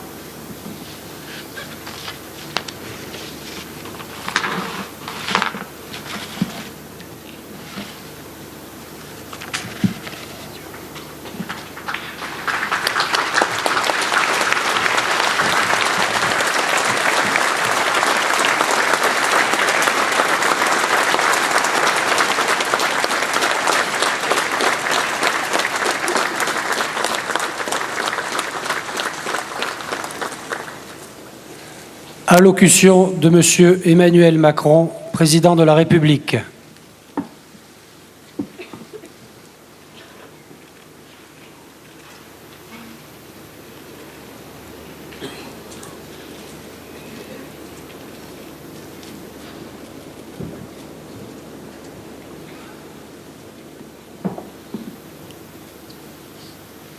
Mesdames et Messieurs, chère Madame Erignac, chers enfants de Claude Erignac. C'était il y a 20 ans exactement. Le soir du 6 février 1998, alors qu'il se rendait au théâtre Calisté non loin d'ici, à pied, sans protection, selon son souhait. Le préfet Claude Erignac était lâchement assassiné de 3 balles dans la tête, tirées par derrière, à bout portant. Ce fut le premier préfet à tomber en temps de paix. Geste sans précédent, sans équivalent. On vit alors la nation se lever, faire bloc autour de cet homme, autour de cette figure de la République, autour de sa famille. Le président Jacques Chirac et les autorités de la République dirent aussitôt leur horreur, leur compassion absolue avec la famille, leur immense estime pour le préfet Erignac et leur détermination à ne rien céder à ceux qui voulaient attenter à la France et à l'état de droit. Commençait alors la recherche inlassable des coupables en vue de leur juste punition. Car ce qui s'est passé ici, le 6 février 1998, ne se justifie pas, ne se plaide pas, ne s'explique pas. Ce fut un assassinat, un attentat. Rien de plus haut, ni de plus noble. On a tué un homme parce qu'il était un serviteur de la République. On a arraché un époux et un père à une femme et à 2 enfants. 2 infamies qui à jamais déshonorent leurs auteurs. Comme l'écrivit son ami, le poète Jean Orizet, ton assassin, cher Claude, est bien plus mort que toi. Le 11 février 1998, 5 jours après l'assassinat du préfet, partout en Corse, des dizaines de milliers d'hommes et de femmes ont exprimé leur effroi et leur indignation lors des plus grandes manifestations que l'île ait jamais connues. On compta jusqu'à 40 000 personnes, bravant les intimidations, surmontant la peur qu'inspire toute barbarie. Ces compatriotes se sont levés pour dire leur colère, leur dégoût, sans banderole, sans discours, dans le silence d'un deuil profond. Certains d'entre vous, parmi les militants de l'identité corse, vous êtes révoltés devant le dévoiement d'une cause déshonorée par la lâcheté, le sang et la mort. La Corse, terre de fierté et de dignité, a été salie par ce crime. C'est pour cela qu'elle s'est levée. Parce qu'elle ne voulait pas qu'on la croie comptable ni coupable de cette ignominie. Parce qu'elle ne voulait pas que certains, au nom de la Corse, se fassent une gloire de ce forfait en l'habillant du beau nom de résistance. Car on sait encore, dans toutes les familles de France, et particulièrement en Corse, qui fut le premier territoire français libéré de l'occupant, ce que fut l'occupation et ce que fut la résistance. La République est sortie victorieuse de la Première Guerre mondiale et a pu renaître de la Seconde grâce à beaucoup de héros français qui souvent furent des Corses, de vrais résistants, ceux qui ont refusé l'impuissance, la soumission et la résignation. Ici, en Corse, on s'est battu pour une indépendance. C'était l'indépendance de la France et sa place éminente parmi les nations libres.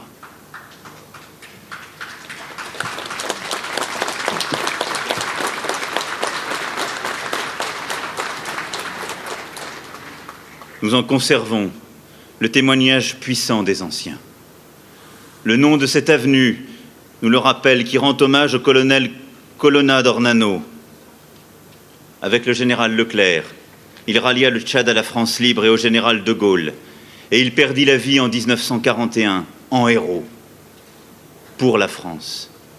Il fut le premier compagnon de la libération à titre posthume. Tout près d'ici, 2 ans plus tard, en 1943, dans la citelle d'Ajaccio, le préfet Fred Scamaroni, lui-même fils de préfet, périssait pour la liberté, comme un signe annonciateur du martyre d'un autre grand préfet, Jean Moulin. Torturé par l'occupant, Fred Scamaroni écrivit sur le mur de sa cellule, avec son sang, « Je n'ai pas parlé. Vive de Gaulle et vive la France ».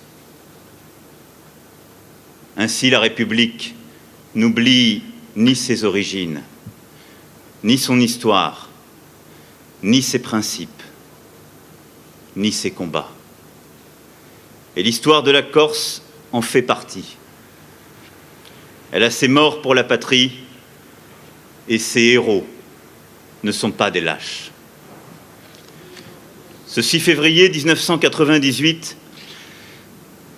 des Français se sont retournés contre la nation. Ils ont pris les armes contre la République. Avec eux, derrière eux, plusieurs autres ont perdu dans cette entreprise leur honneur et même leur âme. Ce sont là des circonstances aggravantes. Un tel acte n'a rien à voir avec une prétendue lutte de libération. C'est la simple trahison des idéaux qui nous rassemblent. C'est un de ces actes de terrorisme dont notre nation eut encore récemment à subir la barbarie. Malgré cette plaie vive, la République est restée fidèle à elle-même et à sa mission. Elle a protégé les Corses de cette violence. Je veux saluer ici la mobilisation engagée par Jean-Pierre Chevènement des services d'enquête qui, sous la conduite des magistrats, ont permis, quelques années plus tard, lorsque Nicolas Sarkozy était ministre de l'Intérieur, et je veux saluer ici sa détermination extrême, d'arrêter, de mettre à disposition de la justice et de faire condamner les auteurs et complices de cet assassinat. En inaugurant cette place Claude Érignac au cœur d'Ajaccio, nous scellons, mesdames et messieurs, notre union indéfectible dans la République. Il aura fallu cet odieux attentat pour que nous comprenions combien ce qui nous unit est plus fort, plus durable que ce qui nous divise. La République n'a pas cédé. Elle a tenu bon face à la provocation ultime. Et la Corse n'a pas sombré. Elle a résisté à la spirale de violence dans laquelle voulaient l'entraîner ces apôtres du crime. Et je veux vous dire aujourd'hui ma conviction profonde. C'est que la haute figure de Claude Érignac a empêché que le scandale de sa mort n'entraîne à sa suite le pire. Car Claude Érignac était cet homme de droiture, d'ouverture, de rigueur et de mérite, de devoir et d'action, dont la mort a révulsé même les adversaires. Il était de ces préfets qui font honneur à la République et dont la République s'honore bien plus encore. Claude Érignac était préfet, ce qui signifie qu'il était aux avant-postes du service de l'État. Dans ses différentes fonctions, comme sous-préfet puis comme préfet, de la Nouvelle-Calédonie à la Martinique, de la Loire aux Yvelines, en passant par le Gers ou la Meurthe-et-Moselle, il était animé par le souci constant du développement des territoires et par la passion de servir leurs habitants, dans la rigueur et la vertu des valeurs républicaines. Il était un membre éminent de ce corps préfectoral qui assure depuis plus de 2 siècles la continuité de l'État et l'unité de la nation. Il portait dignement l'uniforme préfectoral dont les parements, ornés du chêne et de l'olivier, représentent la force et la paix. Je salue ici, en ce jour, tous les membres de ce corps préfectoral, et tout particulièrement celles et ceux qui ont servi en Corse, qui ont servi et qui servent la Corse, préfets et sous-préfets, chefs de service de l'État, ici réunis. Claude Érignac s'était vu confier en 1996 une triple mission: rétablir l'autorité de l'État, contribuer au dialogue républicain et faire avancer les dossiers économiques, sociaux et culturels. Il s'était engagé dans la lutte contre la violence, la criminalité et le terrorisme, avec courage et abnégation.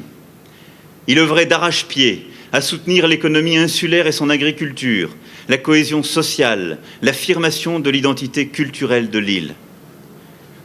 Originaire lui-même d'une terre rude, la Lozère, où aujourd'hui il repose.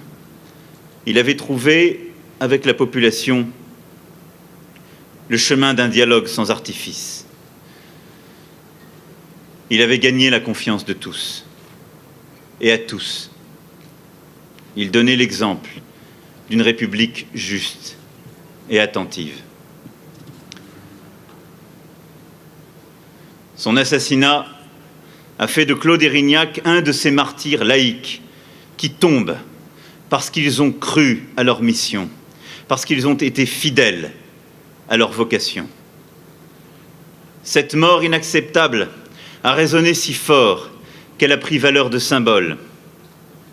Elle aura eu cet effet d'éloigner la tentation de la violence et du sang. Elle aura ranimé l'exigence du droit et du dialogue démocratique. Cela, je crois, les Corses l'avaient déjà compris lorsqu'ils sont venus en nombre et en silence rendre un hommage poignant à son épouse et à ses enfants au moment de leur départ de l'île. Merci, cher Claude, chère Marie-Christophine, cher Charles-Antoine, d'avoir eu le courage de revenir ici 20 ans après. Je sais combien c'était pour vous difficile, mais je sais aussi que la République vous le devez et que la Corse l'attendait. par votre courage et votre dignité, vous avez sauvé la Corse de ses démons. Vous avez su, alors que vous étiez si douloureusement atteint, porter votre désir de justice avec courage, dignité, retenue, et imposer à tous les tenants d'une dérive meurtrière, à tous les artisans du désordre et de la confusion. Je veux ici vous saluer avec la révérence et la reconnaissance de toute la nation. C'est grâce à vous aussi que la justice de la République a pu être rendue. Car c'est la justice de la République qui a été rendue. Et elle sera suivie, sans complaisance, sans oubli, sans amnistie. Au moment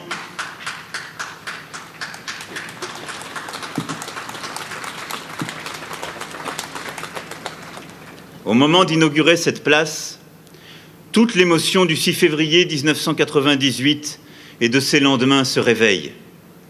Nous éprouvons cette étrange amertume qui nous rappelle de quel deuil se tisse notre histoire. Dans ces épreuves, nous trouvons aussi la force de consolider chaque jour notre République. Madame Erignac a voulu qu'en ces lieux figurent ces mots. Ce lieu de mémoire lui est dédié pour que jamais ne s'efface le souvenir d'un homme qui avait choisi librement et dignement de servir au premier rang, à découvert, au milieu des passions. Cette liberté, cette dignité, ce courage de Claude Érignac, ce sont les vertus de la République elle-même. Le nom de Claude Érignac apposé ici, et cet olivier, symbole de concorde, sont un appel à la raison et le ferment d'un dialogue renouvelé, refondé, assaini. C'est cela, être digne de la mémoire de Claude Érignac. Et c'est cela que tous, ici, nous voulons. Le préfet Érignac savait qu'il venait en Corse pour dissiper un climat de confusion et d'incertitude. 20 ans plus tard, la République doit conserver cette ambition de ménager à la Corse un avenir qui soit à la hauteur de ses espérances, sans transiger avec les requêtes qui la feraient sortir du giron républicain. Nous devons, sans relâche, poursuivre le travail de Claude Érignac et œuvrer à une île réconciliée, tournée vers des lendemains meilleurs, ouverte sur le monde méditerranéen. C'est le rôle de la République. C'est le rôle de toutes celles et ceux qui veulent ici préparer l'avenir de leurs enfants. C'est mon rôle, comme chef de l'État. Prenant son poste de préfet en 1996, Claude Érignac rédigea quelques lignes où il résumait sa mission, les devoirs qu'elle lui imposait, mais aussi les craintes qu'elle pouvait susciter. Il redoutait en particulier ce qu'il appelait les faux-semblants. Je suis ici pour rompre avec ces faux-semblants et reprendre le chemin de la franchise, de la responsabilité et de la construction de l'avenir, sans non-dit et sans détour. C'est ce que la République doit à Claude Érignac, pour que son sang n'ait pas coulé en vain. C'est ce qu'elle doit à la Corse. C'est ce qu'elle doit à la jeunesse de Corse. C'est ce qu'elle se doit à elle-même. Vive la République. Vive la France.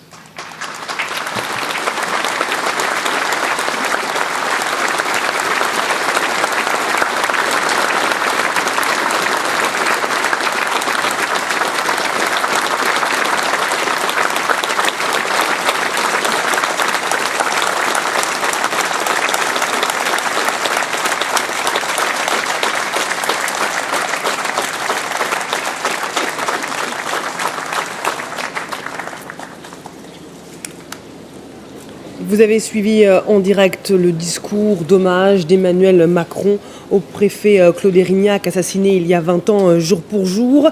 La République n'a pas cédé, elle a tenu bon. On a tué un homme parce qu'il était un serviteur de la République. La justice sera rendue sans amnistie. Et suivant un discours très émouvant de Dominique Érignac, la veuve du préfet, qui elle aussi a eu des mots extrêmement forts. C'est la République que l'on a voulu abattre. Et un commando terroriste. Quelle est, Alison Tassin, quelle est l'atmosphère après ces deux discours ? Écoutez, le discours de la veuve Érignac a été assez applaudi ici par la centaine de Corses qui est venue rendre hommage au préfet Érignac. Moment très fort, moment d'émotion, moment aussi où la veuve a rappelé qu'elle espérait que la République ne céderait jamais sur ce dossier Corse, face à la Corse. Et puis, message aussi du discours du président de la République, un hommage, mais aussi un discours très politique. Emmanuel Macron a rappelé que la Corse était au cœur de la République. C'était déjà son message en tant que candidat. Il a renouvelé ici dans cet hommage à Claude Érignac une sorte de fin de recevoir aussi concernant les prisonniers politiques, puisque c'est la justice de la République qui a été rendue en Corse, dit Emmanuel Macron, et elle sera suivie sans complaisance, sans oubli et sans amnistie. Voilà qui peut donner aussi la tonalité de ces heures qu'il va passer en Corse, de ces 48 heures. Merci Alison Tassin avec Émilien Lacroix. Vous, en plateau, comment vous interprétez le discours d'Emmanuel Macron ? Le message politique, il est plutôt clair, un message de fermeté. Oui, de fermeté, ça me paraît clair. Corinne Lepage. Amnistie, non. La Corse et la République, c'est clair. Bon, avec une reconnaissance de la diversité, des mots très forts en ce qui concerne les assassins du préfet Érignac. Je crois que c'est un discours et qui suivait quelque chose de très émouvant de Madame Érignac, qui, comme Roselyne le disait tout à l'heure, employait des mots extrêmement forts. Elle a dit ce qu'elle avait à dire. Oui, elle n'a pas tournoyé. Elle a dit ce qu'elle avait à dire, on peut tout à fait le comprendre et c'est tout à fait légitime. J'espère que la République ne faiblira pas en Corse. Laurent Baumel, est-ce que c'est un discours de fermeture que l'on a entendu avant le dialogue entamé avec Talamone et Simone ? Je pense que le sens de ce déplacement de 48 heures, il sera donné à la fin. Oui. Bon. Donc est-ce que tout est dans le discours initial ? Est-ce que dans le fond Macron est venu en Corse pour fermer le banc et réaffirmer une certaine posture républicaine, voilà.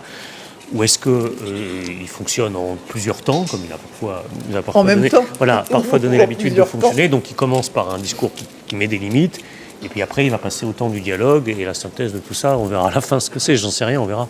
Charles Belguédé. Je pense que c'est ce qu'on disait tout à l'heure, avec néanmoins un avertissement très fort sur le rejet de toute violence.